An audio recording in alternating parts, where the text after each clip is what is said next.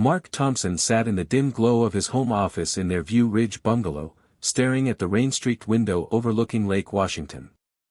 It was a typical Seattle evening in late October, gray skies bleeding into dusk, the constant patter of rain on the cedar shingles like a whisper he couldn't quite make out. The house was quiet, too quiet. Emily had said she was staying late at the office again, some urgent project deadline for her marketing team at that downtown agency. Their daughter, Sophie, was at a sleepover in Wedgwood with friends from Eckstein Middle School. Mark rubbed his eyes, feeling the familiar ache from another long day at Microsoft. As a senior software engineer on the Azure team in Redmond, his commutes across the 520 bridge were a daily grind, but he'd always prided himself on being home by 7 p.m. most nights. Family first, that's what he and Emily had promised each other when they bought this house 10 years ago, a modest 1940s craftsman with a view of the water and the Cascades on clear days.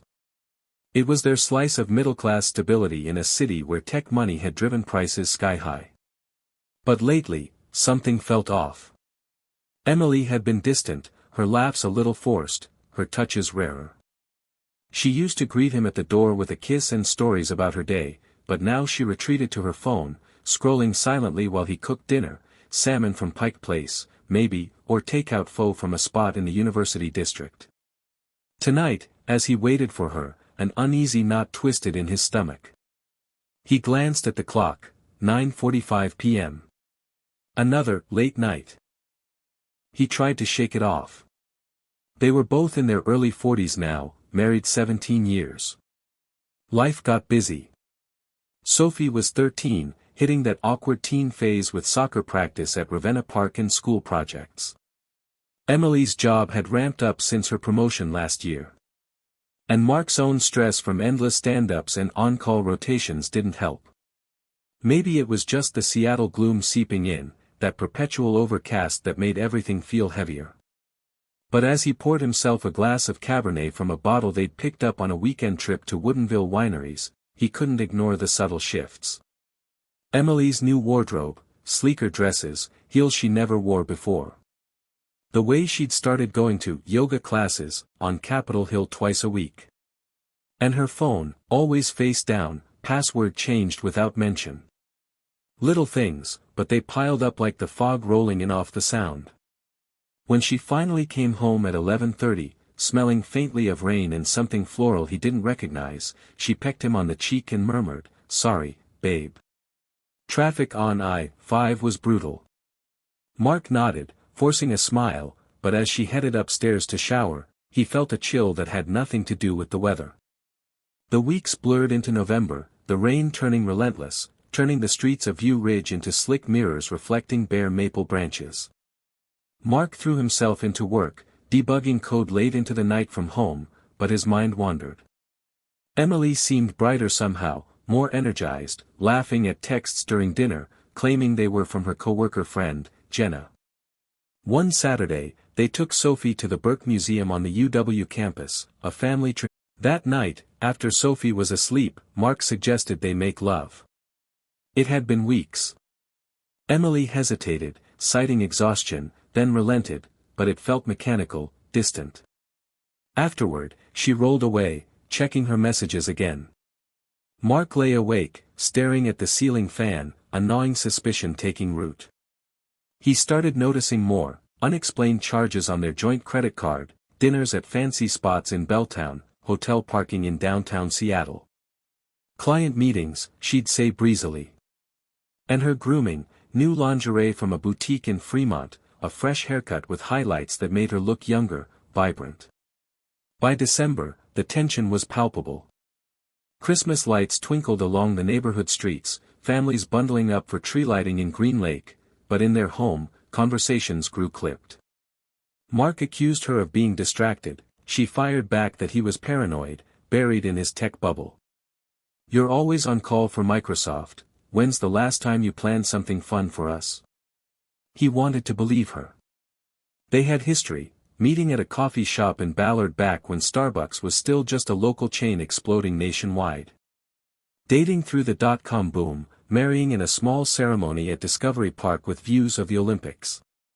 Building a life, mortgage, PTA meetings at View Ridge Elementary, hikes in the Issaquah Alps. But doubt festered. One rainy afternoon, while Emily was at brunch with girlfriends in Queen Anne, Mark borrowed her iPad to look up a recipe. It was logged into her iCloud. Heart pounding, he opened her messages. There it was, a thread with someone named Alex Redhart, not Jenna. The texts were intimate. Flirty at first, then explicit. Plans for meetups at a hotel in South Lake Union, near Amazon's campus. Photos. Declarations of desire. Can't wait to feel you again, one read. You're the excitement I've been missing. Mark's world tilted. He sat there in the kitchen, rain hammering the windows, feeling like he'd been punched in the gut.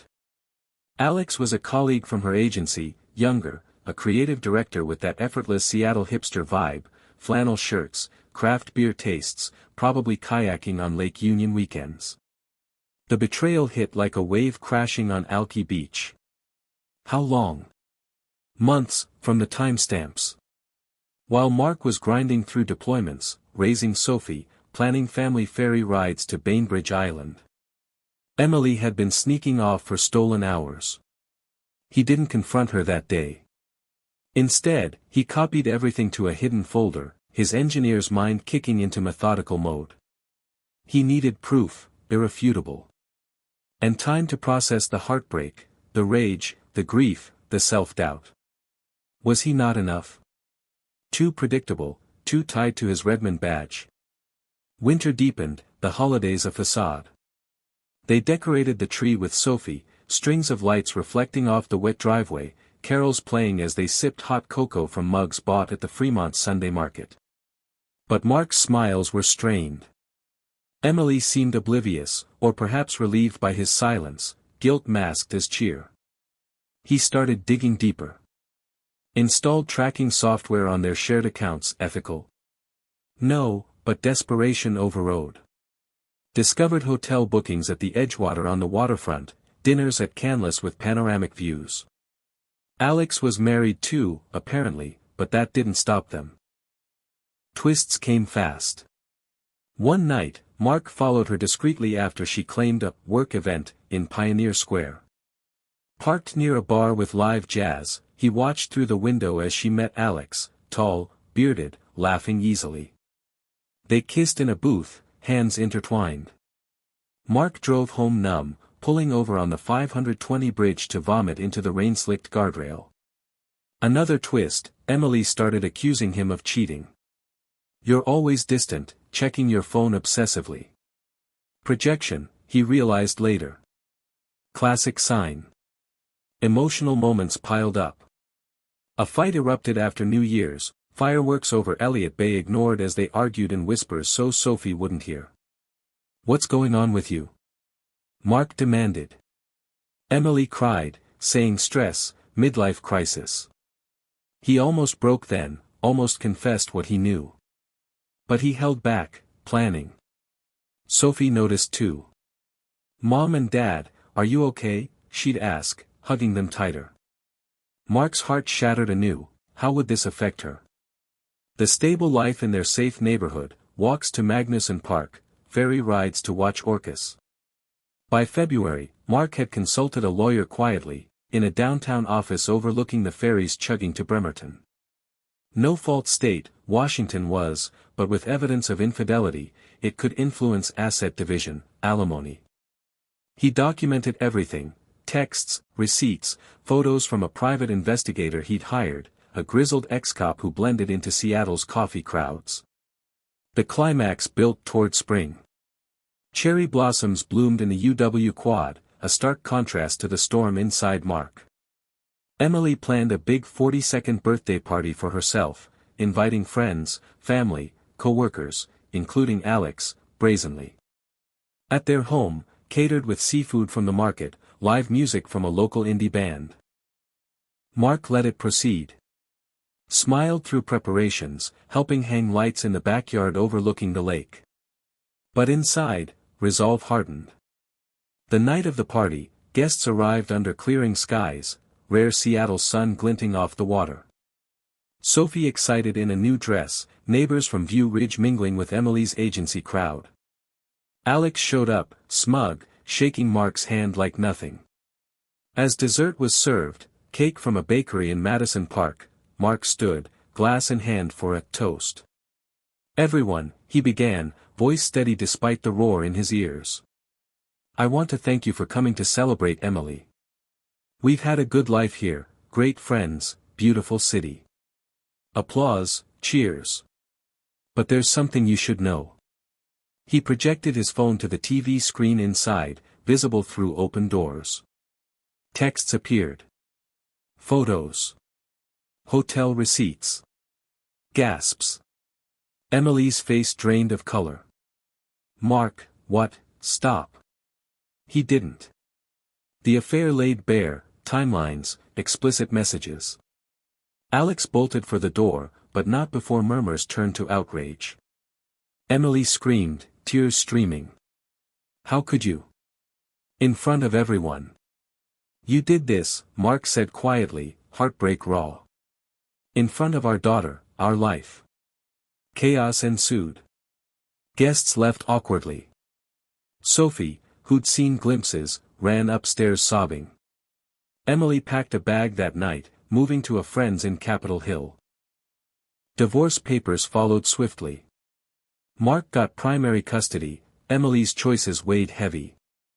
The house sold, he moved to a smaller place in Ravenna, closer to Sophie's school.